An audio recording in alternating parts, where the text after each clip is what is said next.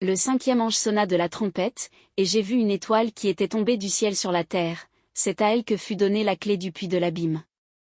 Elle ouvrit le puits de l'abîme, et du puits monta une fumée comme celle d'une grande fournaise, le soleil et l'air furent obscurcis par la fumée du puits.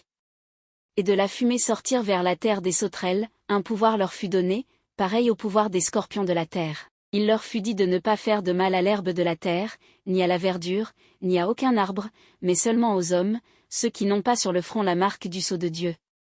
Il leur fut donné, non pas de les tuer, mais de les tourmenter pendant 5 mois d'un tourment comme celui qu'inflige le scorpion quand il pique un homme.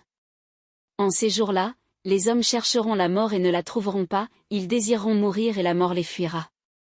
Ces sortes de sauterelles ressemblent à des chevaux équipés pour la guerre, elles ont comme des couronnes d'or sur la tête, et un visage comme un visage humain. Elles ont des cheveux comme des cheveux de femmes, leurs dents sont comme celles des lions. Elles ont des poitrails comme des cuirasses de fer, et le bruit de leurs ailes est comme celui de chars à plusieurs chevaux courant au combat. Elles ont des queues comme des scorpions, et des dards venimeux. Dans leur queue se trouve le pouvoir de faire du mal aux hommes pendant 5 mois. Elles ont comme roi l'ange de l'abîme, il se nomme en hébreu Abaddon et en grec Apollyon, c'est-à-dire, destructeur.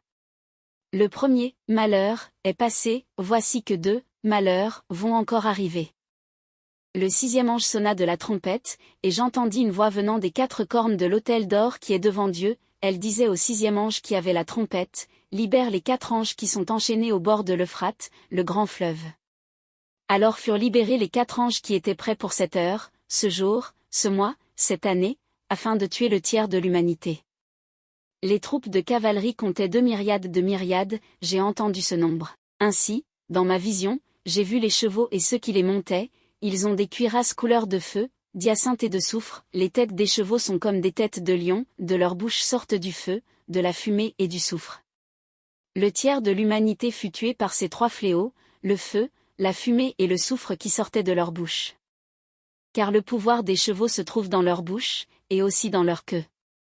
En effet, celles-ci sont semblables à des serpents, et elles ont des têtes qui font du mal.